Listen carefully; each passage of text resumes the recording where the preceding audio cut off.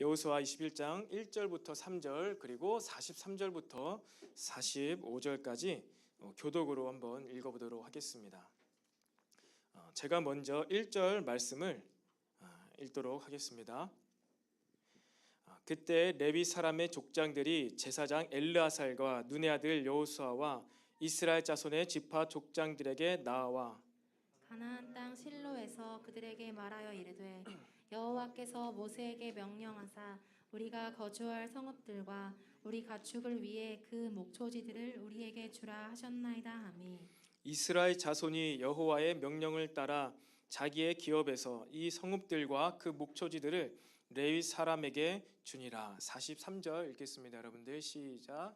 여호와께서 이스라엘의 조상들에게 맹세하사 주리라 하신 온 땅을 이와 같이 이스라엘에게 다 주셨으므로 그들이 그것을 차지하여 거기에 거주하였으니 여호와께서 그들의 주위에 안식을 주셨으되 그 조상들에게 맹세하신 대로 하셨으므로 그들의 모든 원수들 중에 그들과 맞선 자가 하나도 없었으니 이는 여호와께서 그들의 모든 원수들을 그들의 손에 넘겨 주셨습니다. 함께 읽겠습니다.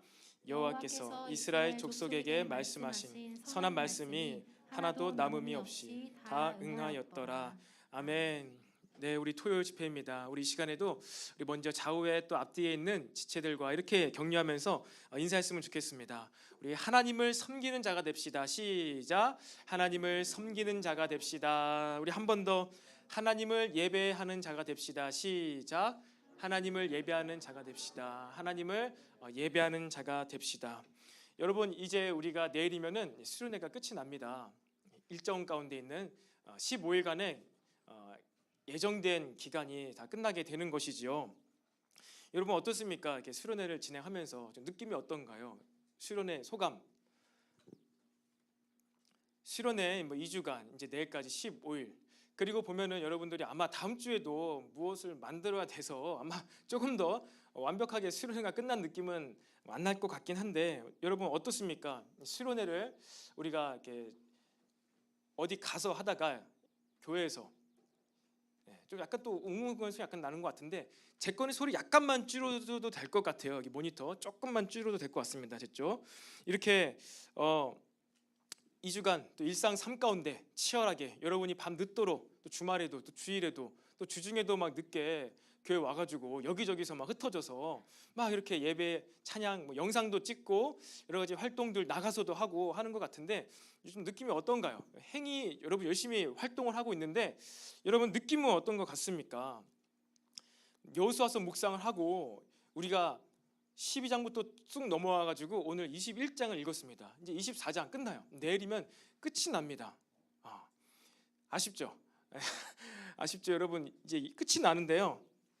모르겠어요, 여러분 각자의 좀 마음과 느낌이 다를 것 같아요. 우리가 주중에 또 영상으로 또 줌으로 활동하면서 이렇게 몇몇 가지 깨달은 것도 있지만 그냥 그런 거 개별적인 활동 이외에 이 수련회 자체의 느낌이 어떠신가요? 저 얘기부터 하자면은 저도 지금 마음이 약간 실타래가 꼬인 게 있어가지고 풀어야 될 것 같아요. 지난주에는 무엇이었죠? 수련회 시작하는데 집에 물이 샜자고 했잖아요. 천장에서 막 비가 오고 이래가지고 물이 샜는데 오늘도 또 비가 샌 건 아니고 비는 밖에 왔죠. 오늘은 비는 밖에 왔는데 집에 가서 오늘 아침에 이제 모임 끝나고 점심을 이제 집에서 먹고 왔는데 집에서 점심을 먹는데 이제 컵라면을 하나 가져갔죠. 컵라면 가져가서 점심에 도시락 먹고 컵라면 이제 이렇게 드시라고 다른 사람을 주었는데 컵라면에 물을 붓다가 뜨거운 물을 넣고 옮겨오다가 엎어버린 거예요. 바닥에 엎어가지고 이제 팔려고 내놨던 아기 바운서랑 이거 막 다 컵라면 범벅이 됐습니다. 아무튼 저희 집에서 가장 나이 많은 사람이 그렇게 해버렸어요. 저 살다가 이 컵라면 물 넣고 그리고 옮기다가 엎은 사람은 처음 봤어요. 저도 그런 적 없는데 아무튼 이제 나 이제 가려고 다 준비하고 딱 나오려고 했는데 엎어가지고 어떡해요. 저는 아기를 안고 있고 막 치우고 막 이러고 이거 이제 버려야 되겠다고 2개 같이 있었는데 막 그렇게 했습니다. 수련회를 진행하면서 제 마음은 그런 마음인 거야. 너무 이제 방해가 많다. 이렇게 마음이 쉽지가 않다. 별거 아닙니다. 아무것도 아닌데 딱 빨리 밥을 먹고 깔끔하게 하고 나가려고 했는데 아니 뭐 이거 진짜 뭐 30평생 40평생 한 번도 겪어보지 못한 일을 아니 또 컵라면을 옮기다가 이거를 그냥 팍 통째로 엎어가지고 미끄러졌대요. 손이 미끄러졌답니다. 그래요. 여러분도 어떤가요? 여러분들도 이렇게 수련회를 진행하면서 뭐 오늘 아침에도 지금 나오면서 뭐 그러한 이번 수련회가 일상생활 가운데 또 주중에 또 밤에 여러분의 방 가운데서 가정 가운데서 드리고 있잖아요. 저도 이제 수련회를 이렇게 기간 가운데 드리면서 어디 집회 가면은 그냥 그 수련회 장소에서 수련회만 신경 쓰고 은혜 받고 할 수 있을 텐데 왔다 갔다 하고 뭐 하고 또 이제 어제 제가 이제 끝났다고 했잖아요, 논문이. 그래서 여러 가지를 막 병행하는 가운데 이렇게 부딪히는 마음들이 있는 것이죠. 여러분 그런데 어떻습니까? 이 수련회 진행하면서 너무나 일상생활이 바쁜데 더군다나 이제 이번 수련회는 왜 2월이 아니고 왜 3월 달이지? 방학 중간에 했으면 좋겠는데 뭐 직장인들은 상관없겠지만 그러니까 계약을 해가지고 특별히 이번에는 새롭게 학교 들어가는 우리 청년도 많은데 막 학교 생활도 바쁜데 학기 중에 왜 하필이면 3월 달에 바빠 죽겠는데 이렇게 수련회를 해가지고 자꾸 불러내고 밤에 과제도 못하게 막 이렇게 줌으로 하라고도 하고 막 얼굴 막 키라고 하고 막 이렇게 해가지고 왜 이렇게 나 괴롭히냐. 여러분 수련회 느낌이 어떻습니까? 바쁘고 시간이 없는 것 같습니까? 좀 마음이 급하십니까? 왜 시간이 없다고 느껴지시나요? 왜 마음이 급할까요? 그것은요 우리가 하나님을 예배하고 있지 못하기 때문입니다. 하나님을 예배하지 못하고 있기 때문이에요. 여러분 한번 생각해 보세요. 우리가 하나님을 예배하지 못해서 마음이 급하고 바쁘고 갈등을 일으키는 것입니다. 하나님께 나아가는 시간이 너무나 적기 때문에 우리의 삶이 바쁜 거예요. 우리가 하나님께 예배하는 시간이 적기 때문에 우리 청년의 때 시간이 바쁜 것입니다. 동의가 안 되시죠? 그래서 고개 숙이고 계신 분들 계신데 여러분 한번 솔직하게 여러분들의 그 24시간 그리고 일주일 168시간인가요? 지난 일주일간의 시간을 수치로 한번 이렇게 점검해 보십시오. 내가 진짜 너무나 학교 생활, 뭐 과제, 뭐 직장 생활 그것만 하기가 너무나 바쁜데 거기다가 플러스로 예배, 수련회까지 활동까지 해가지고 너무나 바쁜 건지 아니면 도대체 무엇 때문에 나의 24시간 지난 168시간이 바쁘고 급한 건지 수치로 한번 기록해 보시기를 바랍니다.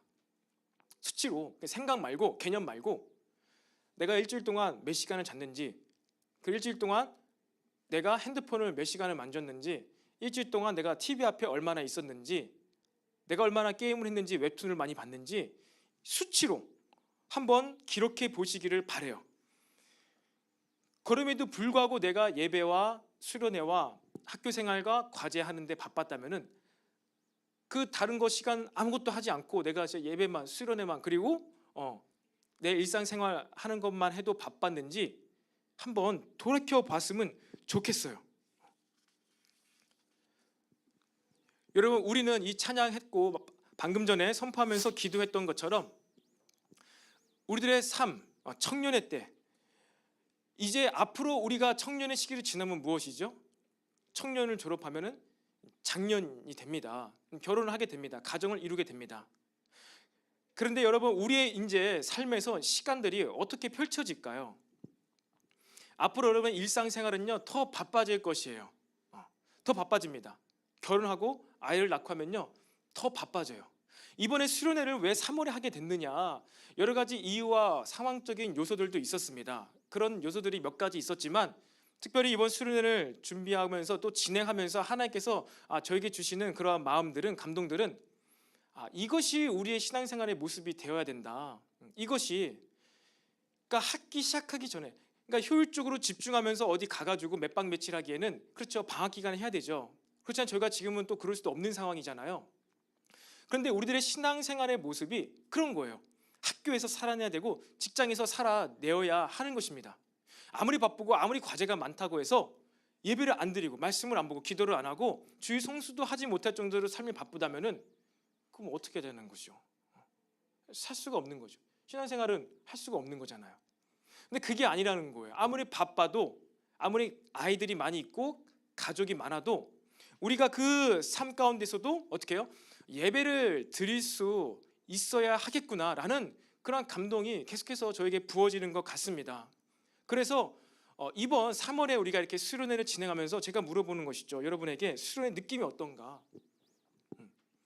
집회하며 말씀 듣고 예배하며 활동 참여하는 것에 대해서 그것 말고 그것을 대하는 나의 마음이 어떤가를 돌아봤으면 좋겠습니다. 아마 여름 수련회도요, 어디 가지는 어려울 것 같아요. 그럼 어떻게 또 이렇게 해야 되죠?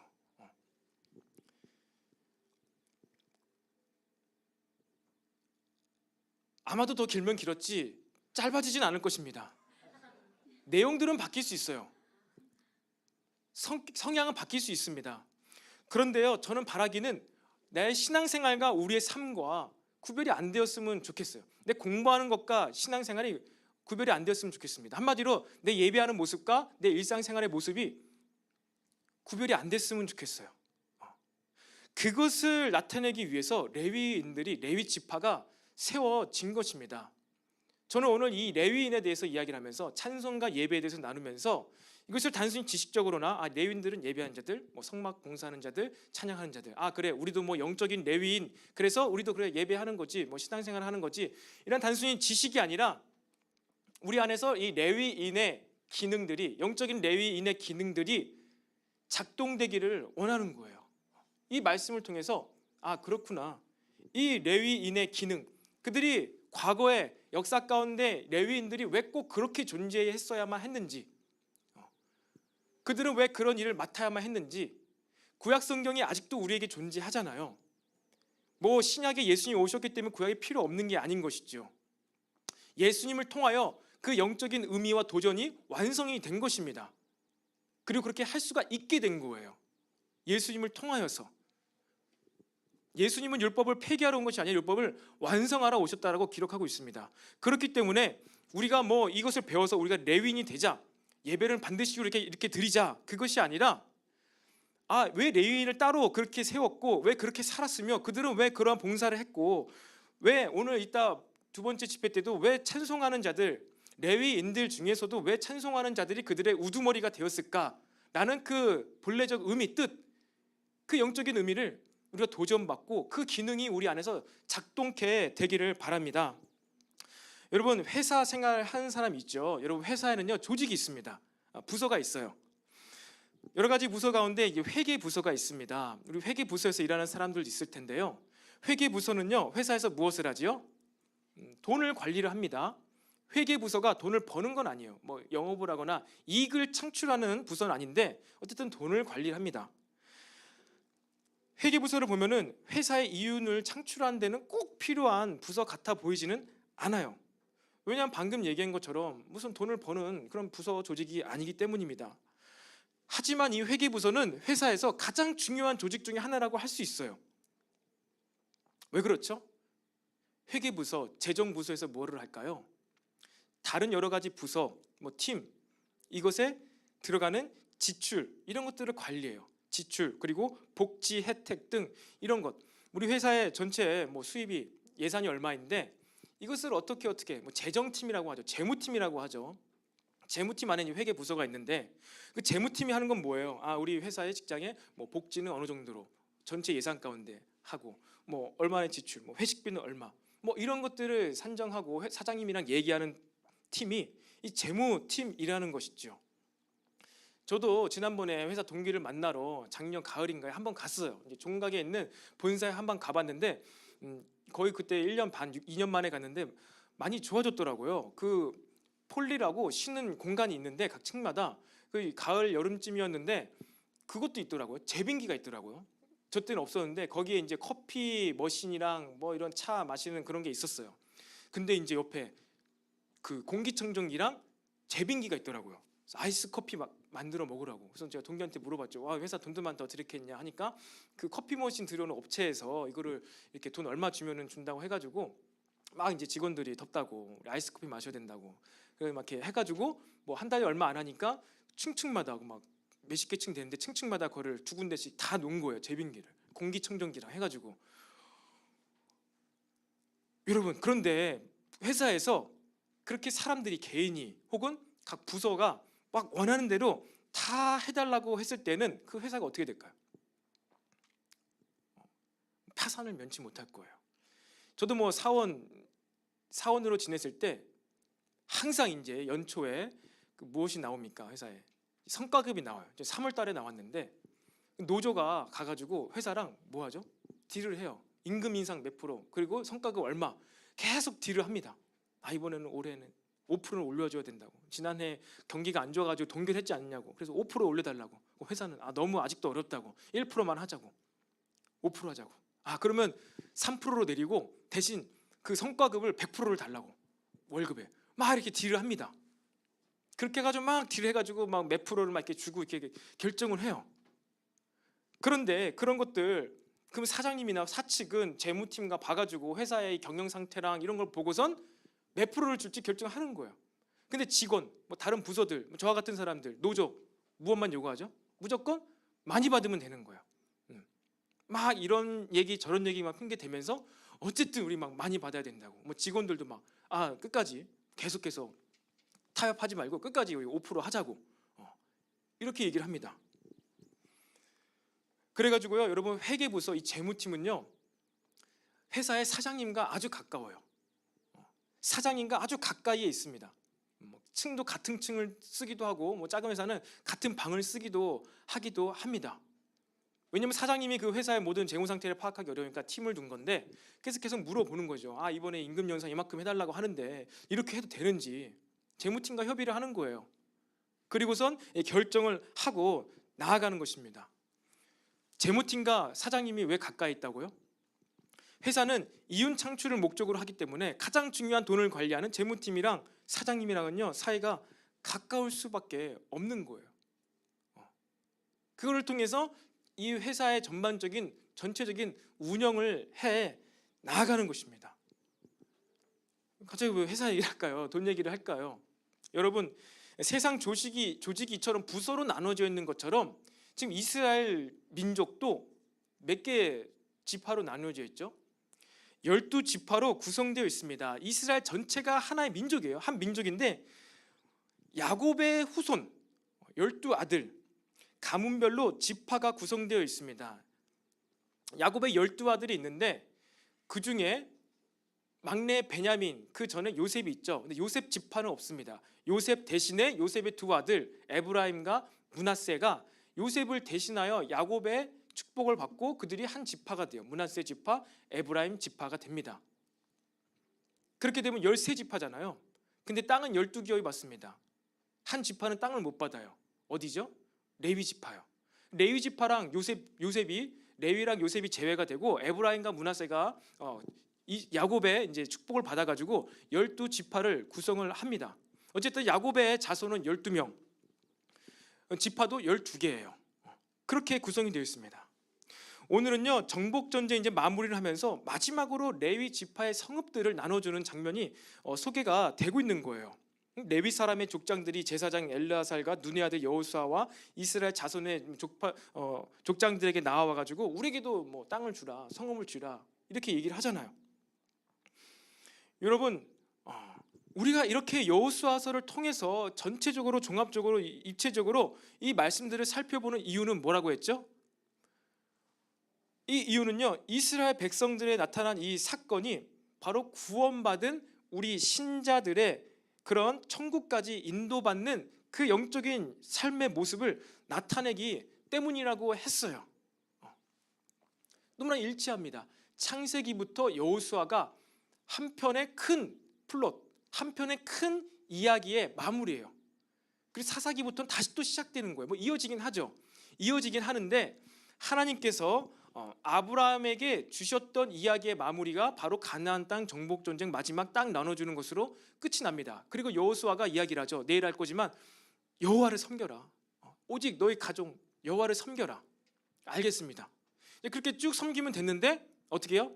사사 시대 들어가면서 또 타락을 하죠. 그래서 또 사사들을 세워주고 그것으로도 안 돼요. 그러니까 또 어떻게 해요? 왕을 세우죠. 왕의 통치를 받으면서 보호받으려고 하죠. 그런데 또 이제 누가 타락해요? 왕이 타락합니다. 소망이 없는 거예요. 그래서 참된 왕이 되신 예수님을 보내주시는 것이지요. 그런데 어쨌든 단계가 있지만 창세기부터 여호수아서까지 이야기를 보면은 우리 신자들의 구원의 여정을 전체적으로 다 할 수 있어요. 그 안에 모든 이야기가 들어가 있습니다. 그리고 특별히 출애굽기 출애굽부터가 우리의 구원받은 자의 삶의 여정의 시작이죠. 그 홍해바다 갈라지면서부터 그리고 여호수아서까지, 출애굽기부터 여호수아서까지가 하는 이야기입니다. 그럼 출애굽기 전에 창세기, 그 50장이나 되는 창세기 이야기는 무엇일까요? 하나님의 특정하심, 작정하심, 도저히 우리가 이해하고 알 수 없는 하나님의 섭리하신 가운데 우리를 선택하신 그 창세 전의 이야기와 같은 것들이 이제 창세기의 이야기예요. 출애굽기를 구원의 시작으로 보았을 때 창세기는 우리가 도무지 이해할 수, 구원 받기 전에 어떤 우리의 삶의 여정이라고나 할까요? 네, 좀 복잡해지죠. 어려워지는데 중요한 것은 무엇이냐면은 지금 이 여호수아서까지 이 이야기를 통해서 우리 신자들의 영적인 원리, 영적인 삶의 내용에 대해서 다 이야기를 하고 있다는 거예요. 그렇게 보았을 때 여러분, 이 레위 지파 오늘 땅 나눠주는데 특이하잖아요. 독특하잖아요. 이 레위 지파에게는 왜 이렇게 땅을 나눠줬고 그들은 왜 이런 일을 하게 되었는지를 통해서 보면서 우리의 신자들의 삶의 모습을 점검해 볼 수가 있다는 것입니다. 여러분, 우리가 주중에 삶의 모습이 다양한 모습이 있을 수 있어요. 누구는 학생, 직장인, 누구는 목회자, 사업가, 누구는 주부, 누구는 어린아이, 다양한 모습이 있을 수 있습니다. 하지만 어떠한 모습이 있을 수 있지만 우리 믿는 자들은요, 그것들과 구별되는 한 가지 독특한 모습이 있어요. 그것이 어떠한 모습이죠? 예배하는 모습입니다. 사업가든 직장인이든 어린아이든 학생이든 목회자든 주부이든 어느 누구 할 것 없이 다양한 삶의 모습이 있지만 구별되어지는 한 가지 모습은 예배하는 모습이 있다는 거예요. 이스라엘 12지파도요 11명의 11가지의 이 지파들이 있지만 이 한 가지 구별되는 독특한 지파가 바로 레위 지파라는 거예요. 뭔가 구별되는 것이 있다. 11지파는 각자의 어떠한 그 역량과 인구수도 다르고 그들의 믿음의 분량만큼 땅을 차지하게 돼요. 다양한 모습들로 나타나지만 구별되는 한 가지 지파, 레위 지파입니다. 그리고 구약에서 이스라엘 민족의 하나님과의 이 이스라엘 민족과 관계를 중재했던 지파가 레위 지파죠. 그럼 땅을 하나 줘가지고 그들이 안전하게 살 수 있게 하면서 하나님과 이 백성들을 중재하면 됐을 텐데 왜 굳이 그렇게 땅을 안 주시고 성을 줬어요. 성읍을 주시고 그 각 땅에 있는 성읍에 흩어져 살게 하면서 거기서 이러한 중재 역할을 하게 하셨을까요? 창세기 49장에 이런 얘기 나옵니다. 앞에 말씀이 있죠? 한번 보세요. 레위인들이 땅을 기업으로 받지 못한 일단 근본적인 이유가 이러한 이유입니다. 야곱이 그 12아들들에게 축복과 저주를 하는 이야기예요. 야곱이 죽기 전에 자손들에게 축복을 하고 저주를 합니다. 그것 가운데 시므온과 레위에 대한 저주의 내용이에요. 그들은 어떻다고요? 그들의 칼은 폭력의 도구이다. 여러분, 수명이 넘어가 유언을 하고 있어요. 마지막 축복 기도예요. 근데 그 시간에 저주를 하고 있어요. 폭력의 도구래요. 왜 그래요? 시므온과 레위가 어떠한 폭력을 행했냐면은 그의 딸 누구인가요? 디나가 세겜 사람들에게 강간을 당해요. 그래서 이 오빠들이 어떻게 합니까? 너무나 화가 나가지고 거짓으로 이 딸을 줄 테니까 너네들이 그렇다면 우리와 같이 할례를 받아야 된다. 이렇게 하고선 그들이 할례 받아서 그 낫기를 기다리고 있을 때 시몬과 레위가 나와가지고 그들을 덮쳐가지고 세겜의 아들들을 다 죽여버려요.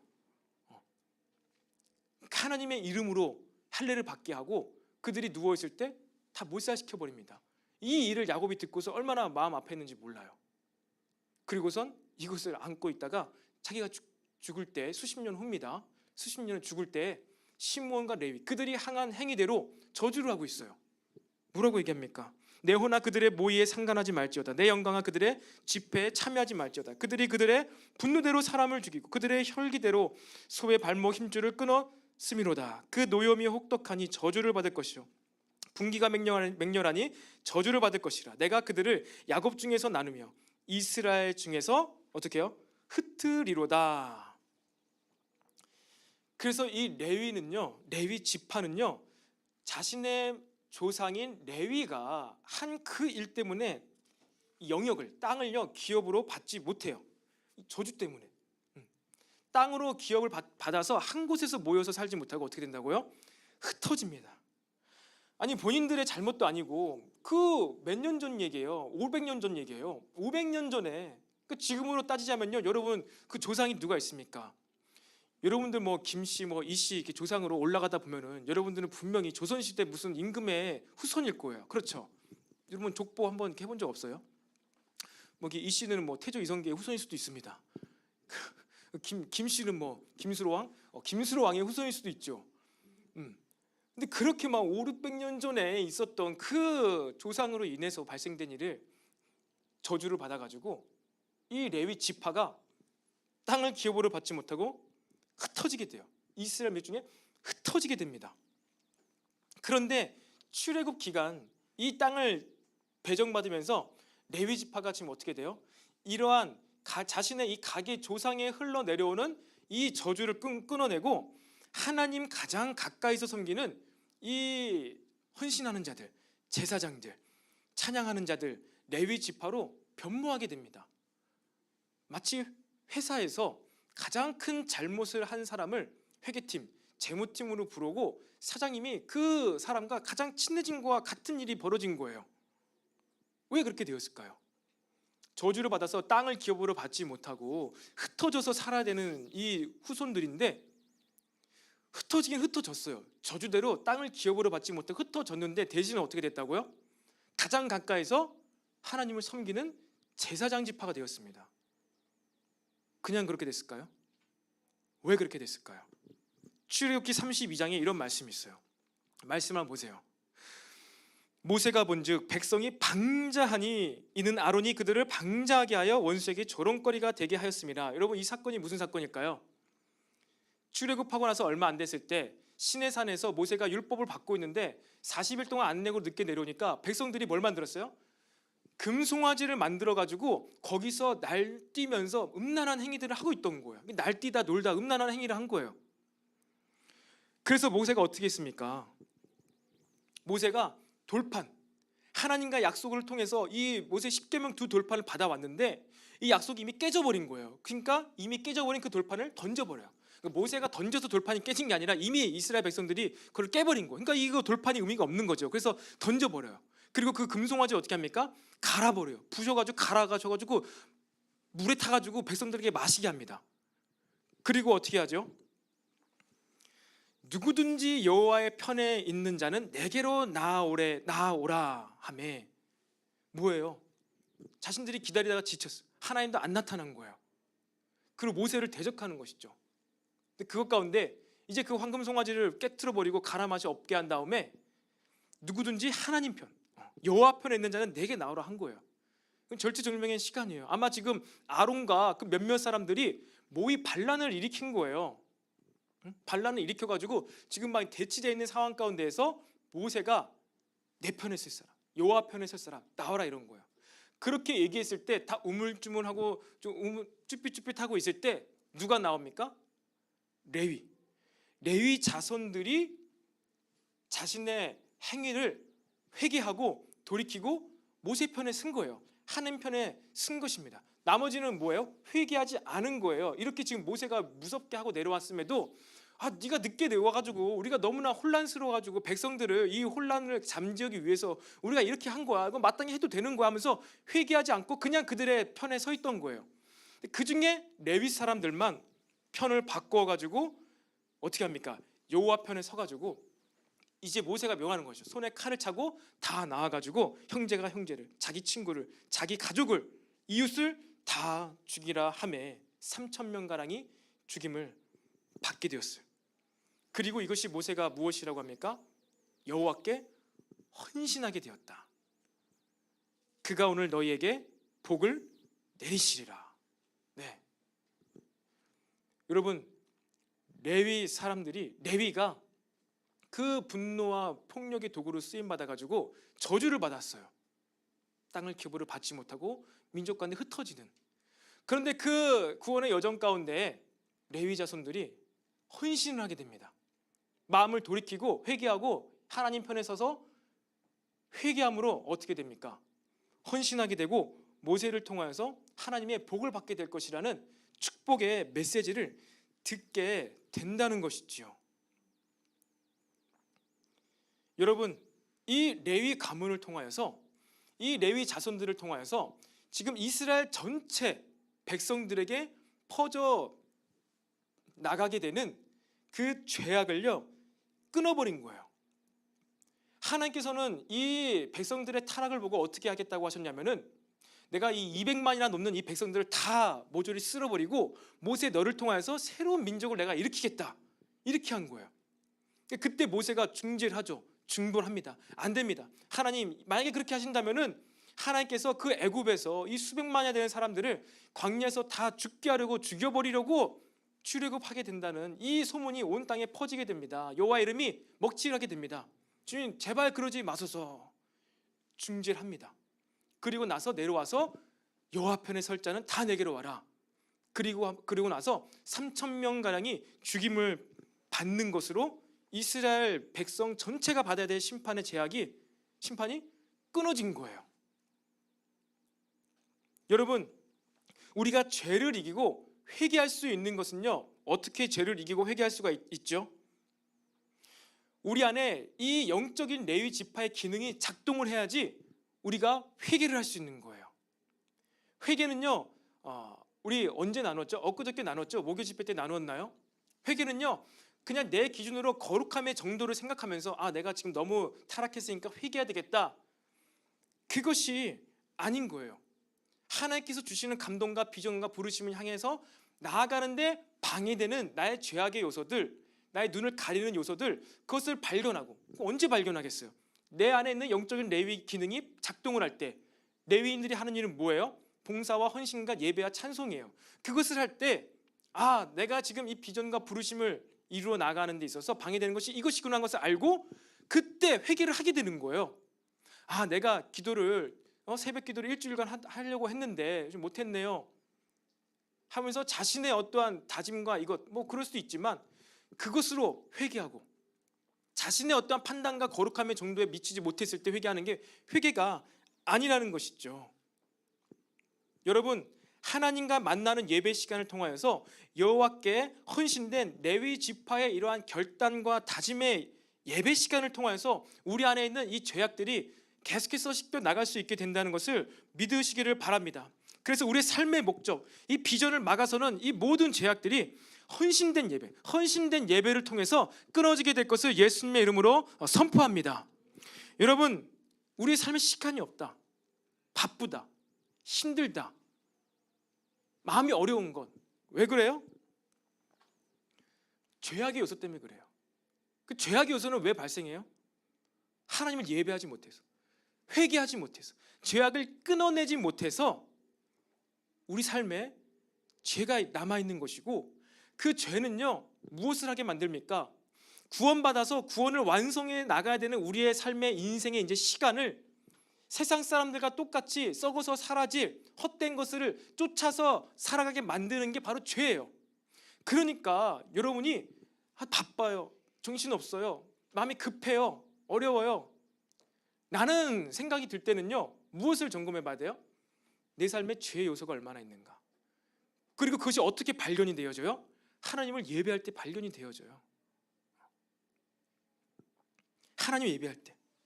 그래서 우리는 날마다 하나님 예배하고 우리 안에 있는 이 영적인 레위 지파들이 기능을 하잖아요. 그럼요, 우리 삶에 이제 모든 죄의 요소가 계속해서 사라져요. 그러면은 주님을 위해서 여러 가지 일들, 많은 일들을 해서 동일하게 시간이 없을 수도 있지만 달라요. 마음이 달라요. 내가 죄 때문에 시간을 빼앗겨서 마음이 어려운 것과 죄의 요소가 아닌 여러 가지 일들을 하면서 여러 가지 우선순위와 이런 것들을 계획하고 준비해 나갔을 때 겪는 마음의 이 어려움이 다르는 거예요. 달라요. 그러니까 아무리 많은 일을 해도 갈등과 어려움이라기보다는 오히려 하나님이 지혜를 주세요. 미리 계획하게 하시고 준비하게 하시고 그 모든 일들을 잘 진행할 수 있는 그 전반적인 종합적인 삶의 인도를 하신다는 거예요. 날마다 그래서 우리는 우리 안에 있는 레위 지파가, 영적인 레위 지파가 작동되게 하는 것, 이것이 무엇입니까? 시간을 가장 아름답게 사용할 수 있는 방법이라는 거예요.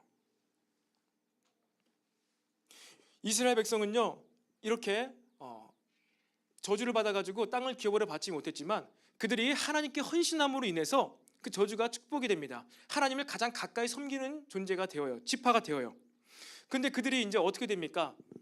그 이스라엘 지파 가운데 땅을 받지 못하지만 성을 받아요. 42개의 성을 받습니다. 그리고 6개의 도피 성읍도 받아요. 총 48개의 성을 기업으로 받습니다. 그리고 그 성을 중심으로 1000규빗의 영역을, 그 목초지를 자신의 땅으로 받습니다. 400m, 400m. 그 성읍을 중심으로 약 800m, 반경 800m 되는 이 땅을요 기업으로 받아요. 다른 지파들이 받았던 것에 비하면 아주 이제 적은 땅의 영역들입니다. 그런데 어쨌든 이제 레위 지파는 어떻게 삶을 살아가죠? 42개, 굉장히 군데군데 있겠죠. 그리고 도피성까지 48개의 성읍을요 받아서 그들이 므낫세 지파 땅 기업 가운데, 베냐민 지파 땅 가운데, 그들이 루벤 지파의 땅 가운데 몇 군데씩 있는 거예요. 성읍이 한 6개, 한 4-5개 정도의 성읍이 있는 거예요. 그런데 그들이 이제 그 성읍, 그 각 지파의 땅 중간중간의 성읍에서 살면서 레위인들은 무엇을 하죠? 레위인들은 무엇을 합니까? 그곳에서 하나님을 섬겨요. 봉사를 해요. 찬양을 해요. 그렇게 헌신되어서 제사하며 예배하며 찬양하는 이들의 모습이 각 지파 사람들의 눈에 보이는 거예요. 그러면서 이스라엘 각 지파의 사람들은 이 레위인들의 삶의 방식, 모습, 하나님께 헌신하며 섬기는 모습을 보면서 이제 어떻게 할까요? 아, 그래, 맞아. 우리가 저렇게 하나님을 섬기는 민족이지. 저렇게 하나님께 헌신되어진 민족이지. 하나님 우리 민족 자체를 구원하셔서 하나님을 섬기는 제사장 나라, 민족으로 삼고자 하셨는데 이 레위인들, 그들의 헌신을 통해서 따로 구별하여서 저들의 삶의 방식, 모습을 통해서 우리가 저렇게 하나님께 찬양하며 제사하며 우리의 죄악 가운데, 우리의 삶 가운데 발생되어진 죄악을 계속 제거하며 하나님과 교제하며 사는 사람들이지 라는 것을 떠올리게 된다는 거예요.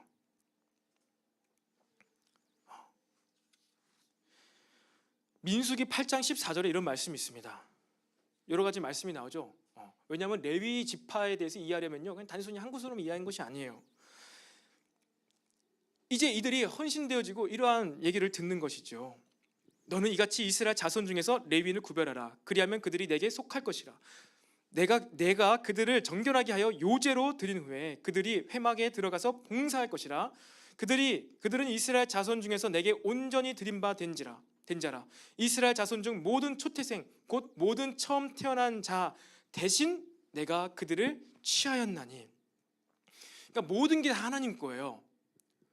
그들의 이스라엘 민족, 그들의 자손, 소위 모든 게 다 하나님 건데 그것을 다 가져가 버리면은 하나님이 그들을 이 땅에 만드신 이유가 없어지니까 첫 태생 장자, 첫째 된 것을 받음으로써 나머지 모든 것을 내가 그들을 받았다라고 인정해 주는 것입니다. 그래서 11조도 그런 의미에서 드리고 우리가 첫 월급 이것도 막 드리기도 하잖아요. 첫 소산물 하나님께 드려보았습니까? 저도 드려보았습니다. 첫 소산물을 드림으로써 나의 모든 소산물이 하나님의 것입니다라고 믿음의 고백을 하는 거예요. 그런데 그렇게 해야 되는데 장자, 첫 태생을 취하지 않고 대신 누굴 취했다고요? 레위인들을 내가 취함으로 말미암아 이스라엘 민족 전체가 온전히 드리게 된 것으로 내가 여기겠다라고 한 거예요. 그래서 18절에 모든 처음 태어난 자 대신 레위인을 취하였느니라. 내가 이스라엘 자손 중에서 레위인을 취하여 그들을 아론과 그의 아들들에게 주어 그들로 회막에서 이스라엘 자손을 어떻게 해요? 대신하여 뭘 섬겨요? 봉사하게 하여 또 이스라엘 자손을 위하여 대신해서 속죄하게 하였나니.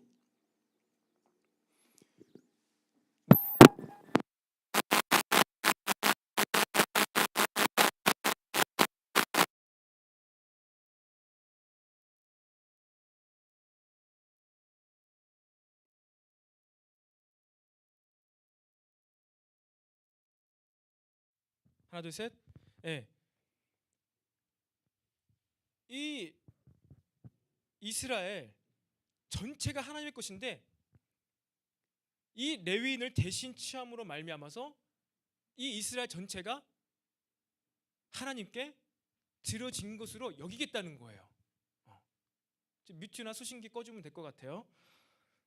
여러분, 이것이 무슨 얘기입니까? 대신 대체한 것이 아닙니다. 여러분, 레위인들을 하나님께서 따로 구별하여서 하나님을 섬기게 했다는 건요, 우리가 원래 그렇게 다 모든 이스라엘 지파가 다 그렇게 섬겨야 되는데 그럴 수가 없이 대신하여서 레위인들을 통하여서 섬기게 한 거예요. 대체한 게 아닙니다. 그러니까 레위인들만 그렇게 예배하고 찬송하고 제사 드린 것이 아니라 대체했다면 그렇게 할 수 있어요. 이제 이스라엘 11지파는 그렇게 안 해도 되고 레위인들만 그렇게 해도 되는 거야가 대체인데 대신이에요. 여러분, 동일합니다. 예수님이 우리를 위하여서 어떻게 죽으셨죠? 대신 죽으신 거예요. 예수님이 우리를 대체해서 죽으신 게 아니에요. 대체해서 죽으셨다면은 우리가 이제 완벽한 의인이 돼야 돼요. 완벽한 천사와 같이 완벽한 선인이 돼야 되는데 그게 아니에요. 그러니까 대신 죽으셨어요. 예수님을 의지함으로 말미암아서 우리가 이제 그 구원을 완성해가면서 살아가는 것입니다. 만약에 대체해서 예수님께서 죽으셨다면은 내 모든 죄가 다 사라져서 이제 막 내가 뭐 그냥 내 마음대로 그 끝났으니까 그렇게 살아갈 수가 있잖아요. 근데 그게 아니라 대신 죽으신 거예요. 그러니까 우리가 죽어야 하는데 대신 죽으셨다는 거예요. 그러니까 여전히 우리도 그러한 책임, 의무 그게 남아 있는 거예요. 그러니까 예수님을 봄으로써 계속해서 느껴지는 거야. 내가 죽었어야 되는데 예수님께서 죽으셨구나. 대신 죽으셨구나. 이 뜻이 된다는 거예요. 이것이 오해가 없기를 바랍니다. 말 그대로 이스라엘 백성도 레위인들을 보면서 그걸 느끼는 거죠. 하나님께서 이스라엘 백성들 따로 막 성업 주고 우리 대체해가지고 그들만 하나님 섬기게 만들었네. 그냥 우리는 그냥 흥얼흥얼 탱자탱자 놀면서 그들만 제사 잘 드리면은 우리를 대체해서 모든 죄가 없어지는 거 아닌가. 이렇게 했는데 그것이 아니라 뭐라고요? 대신 섬기게 한 거예요. 그러니까 이스라엘 백성들은 레위인들이 대신 제사 드리고 제사장들, 레위 지파 중에서 제사장들을 세우잖아요. 이 제사에 참여하고 동참하면서 어떻게 해요? 동일하게 하나님을 섬기고 봉사하게 만드셨다는 거예요. 레위인들을 보면서 맞아, 우리가 저렇게 하나님을 섬기며 헌신하며 살아가는 자들이지 라는 것을 깨닫게 해주는 자들이 레위인이라는 것입니다. 여러분, 우리의 삶도 마찬가지예요. 무슨 얘기냐? 여러분, 예배 시간에 예배하는 모습, 하나님을 찬양하는 이 모습, 이 솔직한 모습, 이것이 우리의 삶을요 대체하는 것이 아닙니다. 그래서 내가 신앙생활에서 내가 주일에 하루는 1시간 열심히 집중해서 예배를 드렸으니까 이제 나의 나머지 6일 동안의 삶은 깨끗해진 거야. 6일 동안의 삶을 막 죄악을 저질러도 내가 주일날 1시간 예배를 드리면은 이게 대체된 거야. 그러니까 예배 드리는 것이 주일에 다른 주중의 삶에 죄를 없애는 막 이렇게 대체해 버릴 수 있는 이러한 시간이 예배 시간이 아니라는 거예요. 뭐라는 거예요? 대신하는 거예요. 우리가 일주일 내내 여기서 신앙생활하면 예배만 드릴 수 없는데 우리가 그래도 하나님을 의지함으로 일주일에 하루, 우리가 그건 우리끼리 정한 것이죠. 일주일에 하루, 또 국가의 이러한 체계 시스템에서도 쉬는 날이잖아요. 빨간 날이잖아요. 그래서 온전히 우리가 이날 예배를 함으로써 이 모습을 통하여서 어떻게 해요? 우리 주중의 삶도 이 모습을 생각하면서 이 헌신하고 예배하는 모습 그대로 주중에도 살아가게 하기 위해서 예배를 드리는 거예요. 레위인들의 모습을 보면서 이스라엘 백성들도 레위인처럼 살아가게 하기 위해서 레위인들을 따로 구별하여 헌신하게 하였다는 것입니다. 예수님이 우리를 대체해서 다 죄를 담당하셨으니까 난 이제 아무것도 할 것이 없네. 그게 아니에요. 바울이 뭐라고 했죠? 예수 그리스도의 남은 고난에 내가 참여한다. 그럼 예수님이 구원을 이루시기에 고통을 덜 받으셔서 내가 좀 더 고통을 막 받아야지 그 구원이 완성되나? 하나님의 십자가 사역이 완성되나? 그 얘기 아닙니다. 그 얘기는 또 아니에요. 하지만 우리가 예수님께서 우리를 대신하여 죽으셨다는 것은 우리가 그렇게 죽어야 됐다는 거예요. 그러면 그것을 생각했을 때 우리가 어떻게 되죠? 감사하게 돼요. 감격하게 돼요. 레위인들을 보면서 이스라엘 지파는 어떻게 되죠? 우리가 너무 일상생활에 바쁘고 나가서 막 고기도 잡아야 되고 막 열심히 일해야 돼가지고 하나님 잊고 막 이렇게 정신없이 살았는데 오늘 레위인들이 저렇게 오늘도 제사라고 그렇게 짐승을 잡고 그들이 저렇게 성읍을 섬기면서 하나님을 섬기는 모습을 보면서 그래 맞아 우리가 저렇게 살았어야 되는데 레위인들 참 감사하다 고맙다 내가 또 이 인생의 시간 일주일간의 삶 가운데서 하나님을 섬기는 마음으로 살아야지 감사함이 느껴지게 되는 거예요. 이 영적인 의미가 동일하게 우리에게 온다는 것입니다. 여러분 이것이 바로 우리 신앙인 구원받은 자의 안에 있는 영적인 레위 지파의 기능들이라는 것입니다. 11지파의 삶 있어요. 주중의 삶 있습니다. 학생, 어린아이, 직장인, 사업가 다양한 모습이 존재합니다.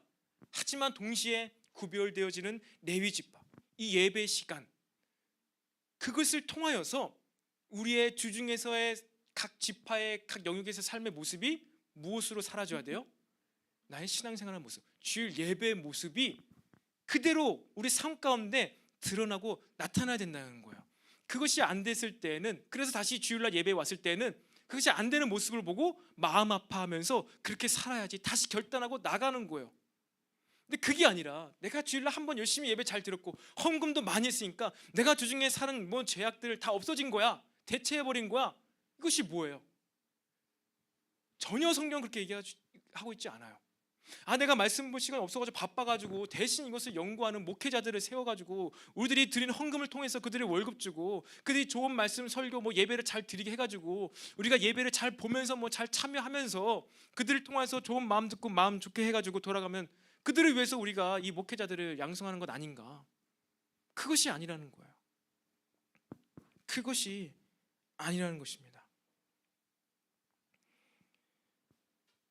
여러분 우리는 우리 마음 안에 있는 이 구원받은 자의 심령 그리고 이스라엘의 12지파의 모습을 통해서 레위인과 나머지 지파들이 이렇게 나누어져 있는 이유 그리고 하나님께서 왜 레위 지파를 이런 식으로 살게 하고 이런 장소에서 살게 하고 그들에게 이러한 역할을 주셨다는 것을 우리는 이해를 해야 된다는 거예요. 이것에 대해서 도전을 받아야 한다는 것입니다. 근데 여러분 사랑하는 청년 여러분 우리가 이 신앙생활 어떻게 하는지 그리고 예수님께서 어떻게 죽으셨는지 우리의 죄 때문에 죽으시고 그렇게 고통받아서 물과 피를 다 흘리고 죽으시고 하늘나라에 가신 것 천국으로 올라가신 것 그것을 모르는 사람이 있을까요? 모릅니까? 레위 지파를 따로 이렇게 그 민족 가운데 흩으셔가지고 따로 헌신하게 만든 것 이스라엘 백성들이 모르고 있을까요? 다 알고 있어요. 그리고 모세를 통하여서 이렇게 그들을 그 레위 지파 저 레위 자손들이 우리가 금송아지 만들어가지고 큰 죄악을 저질렀을 때 그들이 정말로 허리에다 칼을 차고 헌신해가지고 우리 민족 가운데 이렇게 끔찍한 일을 저질렀는데 이것이 하나님께 큰 복이 되었다는 것을 모르는 사람이 있을까요? 다 알아요. 예수님이 우리 죄 때문에 십자가에 못 박혀 죽으시고 돌아가신 거 모르는 사람이 우리 가운데 있나요? 다 알죠? 다 알고 있잖아요. 알고 있는 것뿐만 아니라 믿기까지만 합니다. 믿기까지도 해요. 믿기까지도 해요.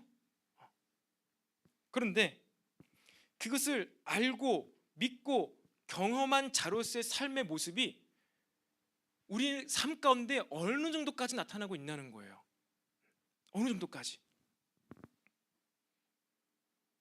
많이 멀어진 모습 보이지 않습니까? 왜 우리가 아는 바와 믿는 바와 이렇게 행동하는 바가 왜 이렇게 멀리 떨어져 있을까요?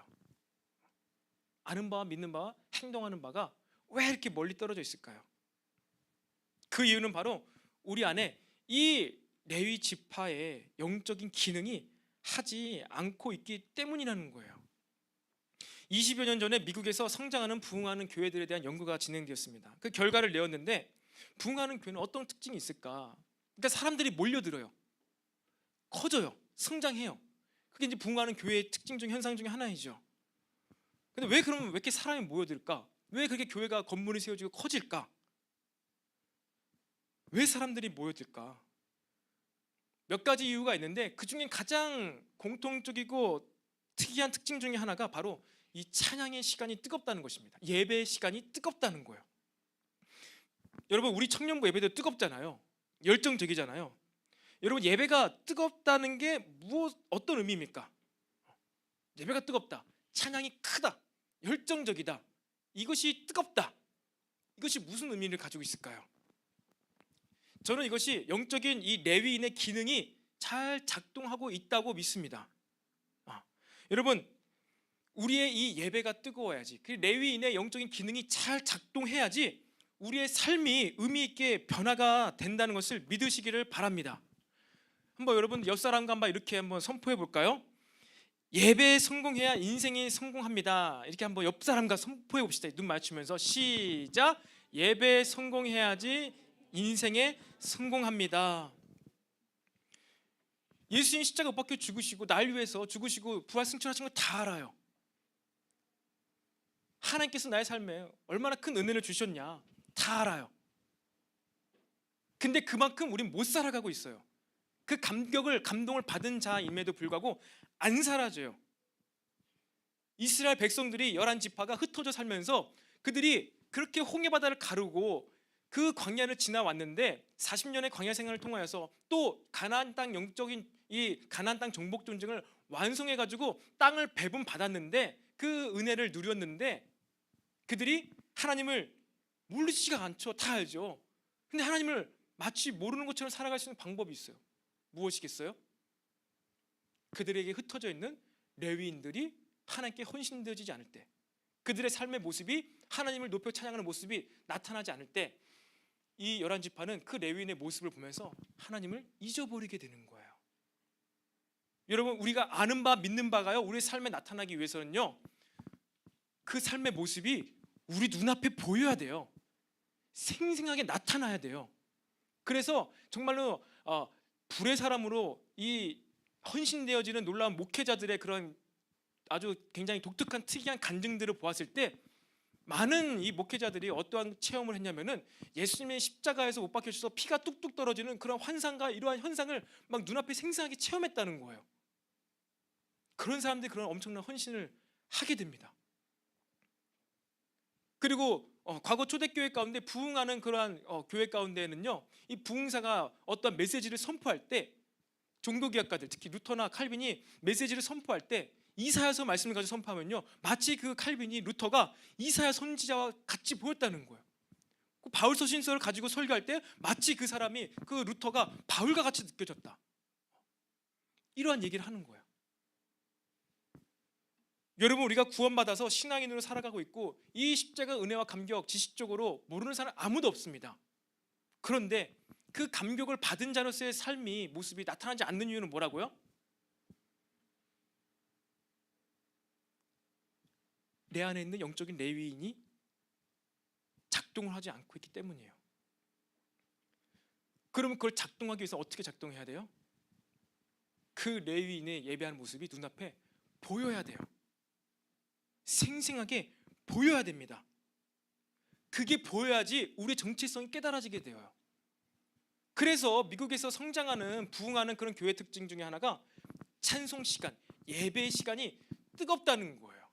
이것은 단순히 감정적으로 뜨거워지는 것이 아니라 그 뜨겁게 열정적으로 예배하는 그 예배팀의 모습을 보고선 그 성도들이, 그 교회가 뭘 알게 돼요? 자신이 어떤 자라는 걸 알게 되는 거예요. 그래서 자신이 아는 바와 믿는 바를 그대로 주중의 삶에서도 행하게 된다는 거예요. 사랑하는 청년 여러분, 더 목소리 크게 부르짖으면서 노래하고 찬양하고 예배하시기 바랍니다. 노래할 때 여러분 더 뜨겁게 하세요. 기도할 때도 더 뜨겁게 찬양하고 기도하세요. 오늘 이렇게 찬양 인도하는 형제의 모습을 보니까 여러분 어떻습니까? 굉장히 저도 막 기뻐지고 막 예배가 막 깊어지는 것 같더라고요. 그래서 예배팀들은요 뭐예요? 더 뜨겁고 질서 있게 예배를 드릴 수 있도록 도와주는 자들이에요. 이 앞에서 예배를 인도하는 이 팀원들을 보면서 보일 수밖에 없죠. 보이죠? 이들을 보면서 어떻게 해요? 맞아, 우리가 저렇게 하나님을 사랑해야 하는 사람들이지. 그걸 보고 알게 되는 거예요. 그런데 그렇게 앞에서 예배 인도를 해야 되는 예배팀들이 곡을 막 보기 바빠가지고 곡이 음악이 익숙지 않아가지고 당황하면서 표정이 굳어지고 어리둥절해가지고 있으면은 그렇게 괜찮은데 예배에 참여하는 회중들이 착각할 수가 있는 거예요. 그들이 혼란을 느낄 수가 있어요. 본질적으로 잘못된 것은 아닙니다. 근데 방해가 될 수는 있어요. 그래서 예배팀들, 그래서 레위인들, 그래서 더욱더 목회자들은 그들의 삶이 더 바람직해야 되는 거예요. 더 윤리적이어야 돼요. 근데 바람직하고 윤리를 뛰어넘어서 말씀대로 살아가는 헌신하는 모습이 보여져야지 그것을 보고 교회가 따라올 수가 있다는 거예요. 우리 대한민국 왜 이렇게 거짓이 많고 부패가 많고 왜 이렇게 타락했을까요? 이 원리를 본다면 다른 거 없어요. 교회가 타락해서 그래요. 세상 사람 늘 얘기하잖아요. 왜 교회가 왜 이렇게 더럽냐? 왜 교회가 똑같이 그럼 어떡하냐? 교회는 막 더 사랑해야 되고 더 막 이렇게 더 헌신하고 봉사해야 되지 않느냐? 나름 미디어를 통해서 왜곡된 부분이 있긴 하지만 그들이 외치는 소리는 나름 성경적인 소리를 하고 있는 거예요. 맞아요.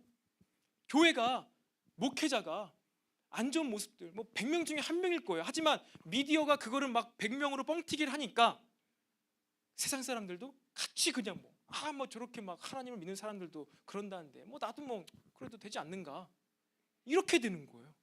여러분 어릴 때 부모님들 보면서 보면서 자랍니까? 아이들이 보는 앞에서는요 쓰레기도 함부로 버리면 안 돼요. 그럼 아이들은 쓰레기 버려도 되는 것으로 알아요. 쓰레기 버리면 안 되라고 말해도 소용이 없어요. 그냥 되나 보네. 무단횡단을 하면 안 돼요. 배우지만 같이 그냥 시간이 없다고 해서 그냥 바로 코앞에 있다고 해서 무단횡단을 하면 같이 하면은 바쁘면 시간 없으면 그냥 필요에 따라서 무단횡단해도 되는구나, 이렇게 알아요. 그래서 저도 이제 아이와 같이 여기 도서관 갔다 올 때 할 때에도 여기 앞에 보면 얼마나 작은 횡단보도가 있어요. 무조건 지킵니다. 차가 없어도 무조건 지켜요. 먼저 말해요. 얘가 빨간불이라고 가면 안 돼. 먼저 얘기해요.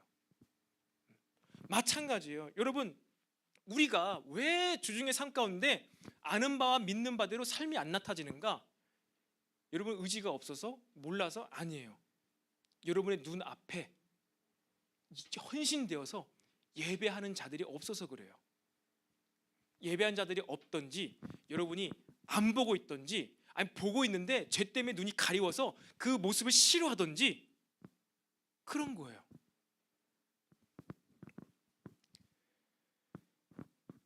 여러분 다시 한번 고백합시다. 예배에 성공하는 사람이 인생에 성공합니다. 시작. 예배에 성공한 사람이 인생에 성공합니다. 여러분 내 삶에 문제가 많다, 내 삶이 너무나 바쁘다 라고 생각하시는 분들은요 예배 시간을 더 늘려 가시기를 바랍니다. 예배 시간 늘려가서 예배를 하는 사람들을 보면서 또 내가 스스로 예배하면서 내 안에 있는 그 영적인 레위 지파의 레위인들의 기능을 되살리면서 어떻게 해요? 어떻게 살아가야 되는지, 내가 지금 무엇을 하는 게 맞는 것인지를 느끼기를 원해요. 느끼고 감동받고 설레는 마음으로 그 받은 마음을 실천하기를 원해요. 여러분 작심삼일 아닌가요? 시간표 계획표 짜지만 짠 대로 늘 안 되잖아요. 늘 안 돼요. 되게 하려면 어떻게 해야 돼요? 우리 강성이 뒤에 있는 우리 석준이 작심삼일 혹시 계획한 대로 열심히 지금 살고 있나요? 잘 못하고 있는 것 같아요. 그럼 어떻게 된다고요? 맞아요. 예배를 드리면 돼요. 찬양을 하면 돼요. 그리고 또 내가 1시간 이제 내가 예배했으니까 2시간 알차게 쓸 수 있겠네. 그러한 생각이 아니라 1시간이든 30분이든 2시간은 예배를 드리고 그 받은 마음을 실천하면 돼요. 행동하면 돼요. 그게 다양한 모습으로 뭐 큐티의 모습이든지 개인의 경건의 시간이든지 기도의 시간이든지 아니면 성전에 나와서 성전 기도의 시간이든지 이 레위 지파와 열한 지파를 따로 구별해서 하나님께서 이스라엘 전 백성을 받으신 이유가 우리에게 우리의 일주일간에 168시간의 시간이 있지만 168시간 동안 예배할 수 없는 거 아세요? 그래서 우리의 삶 가운데 몇 시간을 따로 구별하여서 또 우리가 혼자서 그렇게 열심히 막 이렇게 규모를 갖춰서 예배드리지 못하니까 교회 공동체를 통하여 가지고 그리고 오늘 저렇게 막 열심히 찬양하는 저 형제 인도자 우재 청년을 통하여서 막 우리도 같이 막 뛰면서 찬양하고 싶어지지 않았나요? 그렇게 열심히 하는 모습을 보면서 나도 뛰면서 찬양을 하게 되면은 우리 안에 뭐가 살아나요? 정체성. 내가 아는 바를 이제 실천할 수 있게 된다는 거예요. 내가 믿는 바를 이제 살아낼 수 있게 된다는 것입니다. 그러니까 예배에 성공해야 아는 바, 믿는 바를 실천할 수 있어요. 우리는 늘 아는 바, 믿는 바를 실천하지 못해가지고 갈등을 겪잖아요. 늘 회개하잖아요. 그러니까 죄를 회개할 수 있는 방법? 죄를 안 지으면 돼. 안 지을 수 있는 방법? 아는 대로, 믿는 대로 살면 돼요. 근데 그게 어떻게 된다고요? 예배를 통해서 그런 거예요. 레위 지파의 기능이 그거였어요. 그들이 구원받은 백성대로 살아가기 위해서 그들의 헌신된 모습을 통하여서 이스라엘 백성이 레위인처럼 살아가게 만들었다는 거예요. 여러분, 우리는요 예배를 드림으로써 성령님의 임재를 느낌으로써 하나님과 사귐으로써 똑바로 살아가게 된다는 사실을 믿으시기 바랍니다. 예배 시간이 우리들의 나머지 삶을 대체하는 것이 아닙니다. 대체하는 것이 아니에요. 예배 시간처럼 나의 나머지 6일간의 삶을 살아내는 것입니다. 여러분, 말씀을 마무리하겠습니다. 여러분, 이 내 안에 있는 영적인 레위인을 깨우자, 예배드리자. 다시 구약으로 돌아가는 것이 아니에요. 여러분, 우리가 예수 그리스도를 통하여 우리가 다 모두 누가 무엇이 되었나요? 어떠한 신분을 획득하게 되었나요? 너희는 왕 같은 제사장. 우리가 제사장이 됐어요. 우리가 레위인이 되었어요. 예수님께서 십자가의 그 죽으심을 통하여서 우리에게 무엇을 여신 거예요? 우리 모두가 다 레위인, 우리 모두가 다 제사장이 될 수 있는 길을 여신 거예요. 만인 제사장설.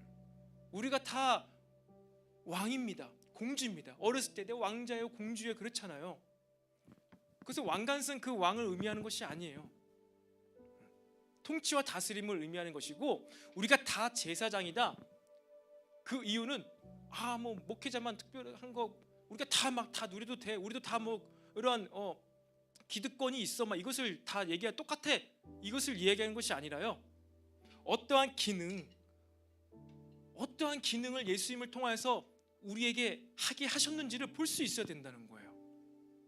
제사장의 기능, 레위인들의 기능 뭐예요? 예배와 찬양, 그것을 통해서 아는 바와 믿는 바를 행할 수 있게 해주는 것. 이것을 위해서 우리를 제사장으로 삼은 거예요. 그리고 그 우리를 통하여서 또 믿지 않는 자들도 그렇게 살게 하기 위해서 우리의 모습, 그렇게 사는 모습을 보면서 그들도 하나님의 사랑을 알게 해주기 위해서 우리를 모두 제사장을 삼으셨다는 것입니다.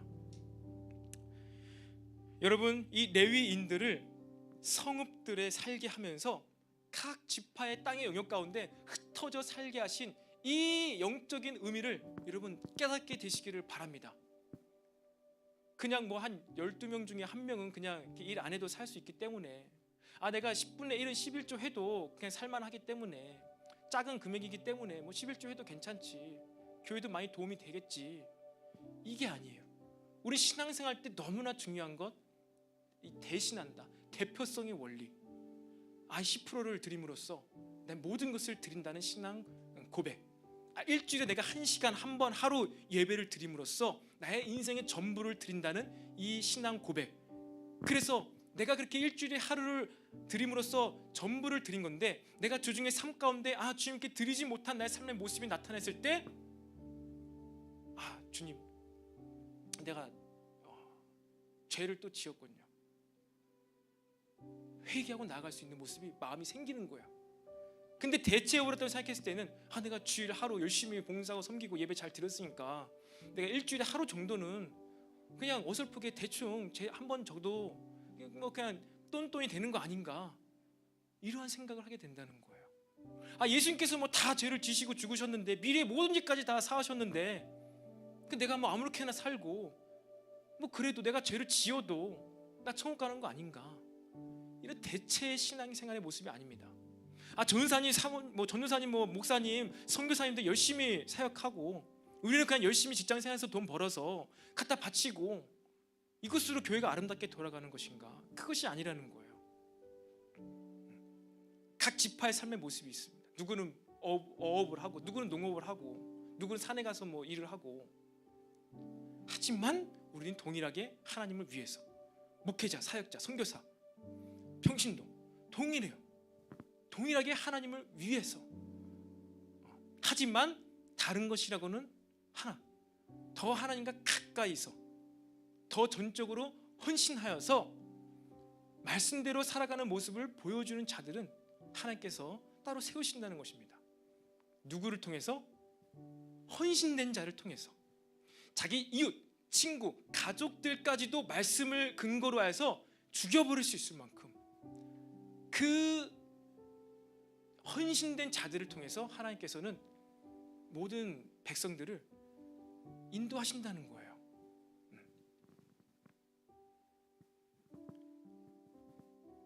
그렇기 때문에 마찬가지예요. 이런 영적인 원리에 의해서 우리 청년 공동체도 뭐 리더 그룹들을 통해서 계속해서 세워지는 사람들을 통해서 같이 함께 인도받는데, 만약에 이 리더 그룹이 혹은 예배팀들이 헌신이 안 되어졌을 때에는 공동체에 혼란이 올 수밖에 없는 거예요. 신앙생활 저렇게 해도 되는가? 이렇게 해도 되는가?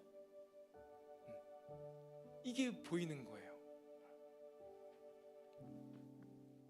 저는 더더욱 그렇게 해야 되죠. 전사님 보면서 신앙생활 저렇게 해도 되는가? 이런 생각이 떠오르면 안 되는 것이죠. 저렇게 해도 신앙생활을 할 수 있구나. 저렇게 해도 예배를 드릴 수가 있구나 라는 것이 느껴져야 한다는 것입니다. 그리고 이것을 나타내고 드러내는 이 레위인들이 어떻게 그렇게 헌신하게 되었는지, 여러분, 폭력의 도구로 쓰였습니다. 저주를 받아서 땅을 기업으로 받지 못하는 그런 비참한 저주를 받은 자손들이에요. 그런데 그들이 하나님 가장 가까이서 헌신해서 쓰임받는 레위 지파, 찬양하는 예배자가 되었습니다. 마찬가지예요. 저 또한 마찬가지고요. 여러분 또한 마찬가지입니다. 때로 우리 삶의 실수, 분노해가지고 잘못을 저질러요. 하지만 무엇이 중요해요? 말씀을 기준으로 헌신되어질 때 하나님께서는 우리의 헌신을 받으신다는 거예요. 우리의 실수, 잘못, 그것 때문에 어떠한 영향, 땅을 기업으로 받지 못하는, 성읍밖에 받지 못하는 일은 벌어질 수는 있습니다. 하지만 오히려 그것이 축복의 도구로 쓰임이 될 수가 있다는 거예요. 아담이 죄를 지어서 평생 노동을 해야 되는 저주를 받았습니다. 근데 그것이 하나님 안에서 다시 해석되어질 때에는 일하면서, 노동하면서 뭘 느끼죠? 일에 보람을 느껴요. 이것을 얘기했던 자가 칼빈입니다. 그래서 직업 소명서를 이야기를 했어요. 직업은 저주받아서 생긴 노동이 아니라 하나님의 비전 부르심을 이뤄가는 콜링, 하나님의 부르심이다. 그것이 오큐페이션, 직업이다라고 얘기했습니다. 저주를 받아서 여인에게 출산의 고통이 생겼습니다. 하지만 그 고통으로 인하여서 하나님 믿는 신앙 안에서는요, 이 아이를요 더 사랑할 수가 있는 거예요. 그래서 수술해서 난 아이랑 그냥 자연분만해서 난 아이랑 그 아이를 대하는 부모의 태도, 어머니의 마음이 다르다는 거예요. 여러분, 항상 예배 자리에 있기를 바랍니다. 항상 하나님 안에 속하여 있기를 바랍니다. 속하기 위해서 예배를 드리게 하는 거예요. 하나님 안에 속해 있을 때 예배를 드릴 때에는요, 아무리 바빠도 여러 가지 일을 처리할 게 많아도요, 그것이 감사하게 돼요. 지혜롭게 일을 처리하게 됩니다. 예배를 드리지 못해요. 속하지 못해요. 그냥 예배 드리는 시간을요 그냥 대체해서 드린다고 생각을 해요. 그랬을 때는요 내 삶도 또 그냥 내 계획으로 내 지혜로 살아가야 되니까 항상 갈등을 일으키는 어려운 거예요. 여러분 이 신앙의 이분법적인 사고 방식을 여러분이 벗어나게 되길 바랍니다.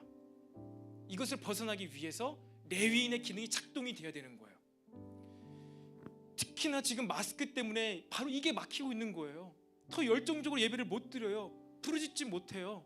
여러분들 스스로 합리적으로 생각하잖아요. 마스크 때문에 땀 차서 못한다. 그럼 잠깐 열어요, 내려요. 저도 그 예배가 방해될 때는 잠깐 내려고 막 이렇게 해요. 하고 다시 이렇게 하고.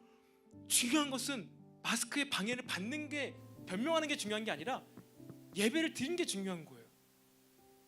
마스크 쓰고 예배 드려서 너무나 여러분 답답하다면요, 그냥 잠깐만 이렇게 훅 하고 다시 하고 계속해요. 그냥 이렇게 하면서 어쨌든 예배를 드리게 되시기를 바랍니다. 우리 다 같이 이 시간에 자리에서 일어나서요, 우리 아까 했던 마지막 찬양이죠. 우린 믿네, 이 찬양을 고백하면서 우리 안에 이 레위, 영적인 레위인의 기능이 더 작동케 해달라고 우리가 간절히 한번 기도하는 시간을 갖도록 하겠습니다.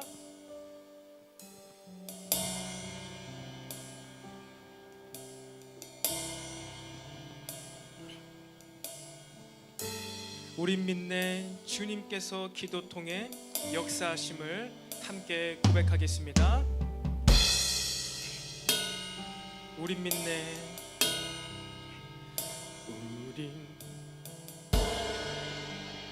우린 믿네, 주님께서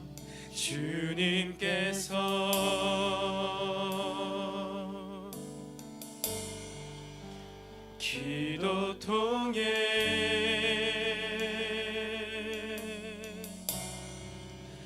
역사하심을 교회들이 외쳐 선포할 때, 교회들이 외쳐 선포할 때,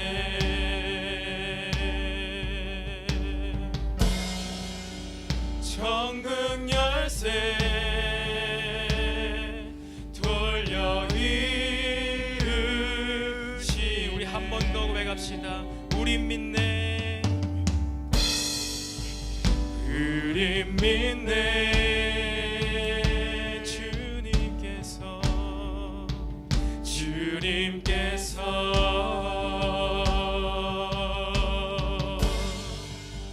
기도 통해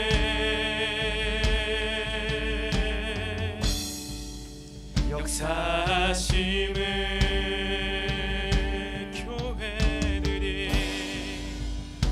교회들이 외쳐 선포할 때, 천국 열쇠 돌려 이르시네. 예수 이름 외칠 때, 예수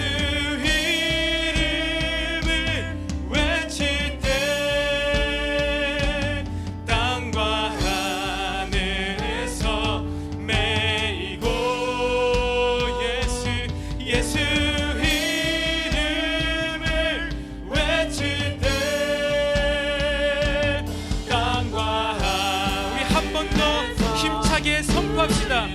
예수 이름을, 예수 이름을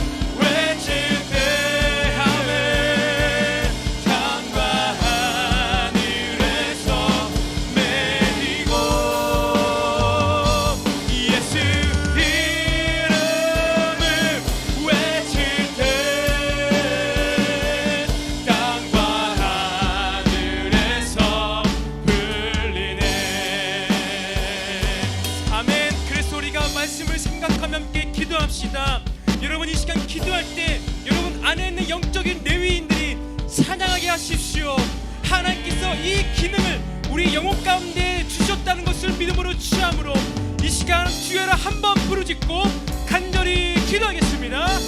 주여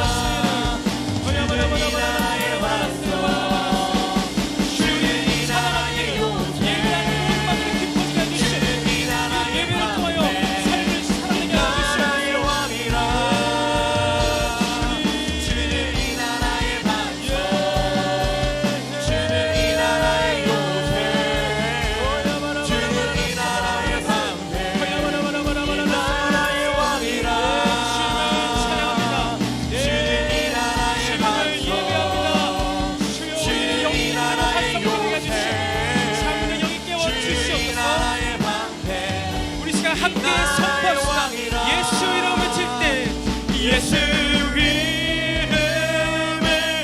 외칠 때 땅과 하늘에서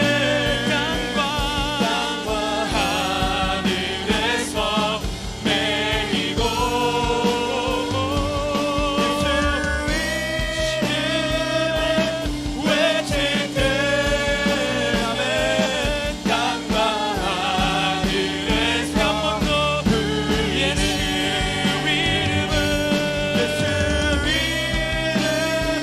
이름을 외칠 때 아멘 땅과 하늘에서 한 번 더 예수 예수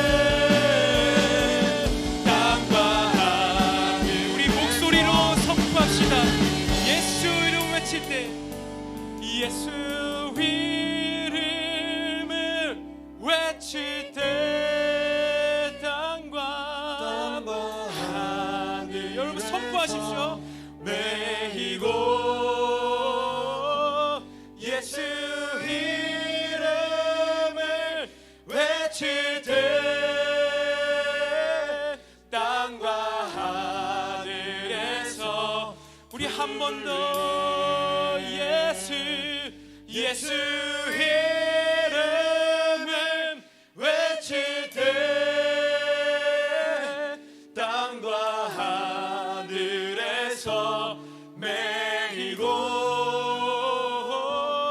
예수 이름을 외칠 때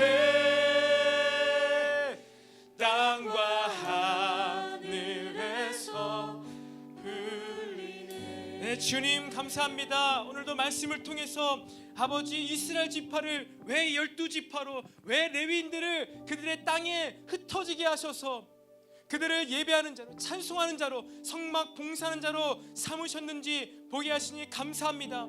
그렇습니다. 주님, 이 레위인들이 바르게 살아갈 때 이 나머지 지파들이 하나님을 섬기는 이스라엘 민족으로 살아갈 수가 있었습니다.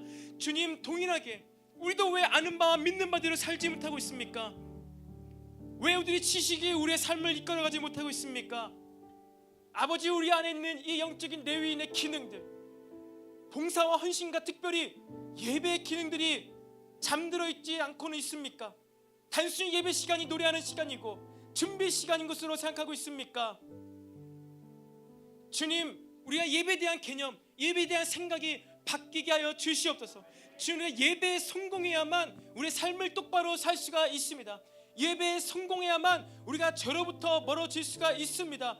주님, 예배를 드림으로 말미암아 우리가 아는 바 믿는 바대로 살아갈 수가 있는 것입니다. 주님, 예배에 더 능력을 우리에게 부어 주시옵소서. 예배의 주님 임재를 더욱더 부어 주시옵소서. 그래서 정말로 우리가 예배 드리는 열정적인 모습 그대로 알바를 하든 직장생활을 하든 공부를 하든 동일하게 살아갈 수 있는 아버지 우리의 영성을 부어 주시옵소서.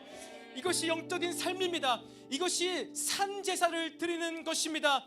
주님, 바라기 우리 청년부의 예배가 더 뜨거워지게 하여 주시옵소서. 이 시간을 통감으로 더욱더 한참 더 깊고 뜨겁고 아버지의 영적인 예배가 풀어지게 하여 주시옵소서. 그래서 예배 드리는 만큼 살아내고 예배 드리는 만큼 우리가 지혜로워지고 전략적이 되고 똑똑해질 수 있도록 성령님 우리의 예배에 기름 부어 주시옵소서. 성령님 우리의 예배를 받아 주시옵소서. 성령님 우리 예배 가운데 지와 계시 영을 부어 주시옵소서. 더 깊어지며 이 예배 참하는 모든 자들이 이 예배의 기쁨과 지혜와 계시를 받아 누리게 하여 주시옵소서. 오늘도 우리 예배를 받으시고 함께 하신 주님께 감사드리며 이 모든 말씀 살아계신 우리 구주 예수님의 이름으로 기도드립니다. 아멘. 우리 하나님께 감사와 영광의 박수 올리겠습니다. 아멘. 네, 시간 자리에 앉아주시고요. 시간이 좀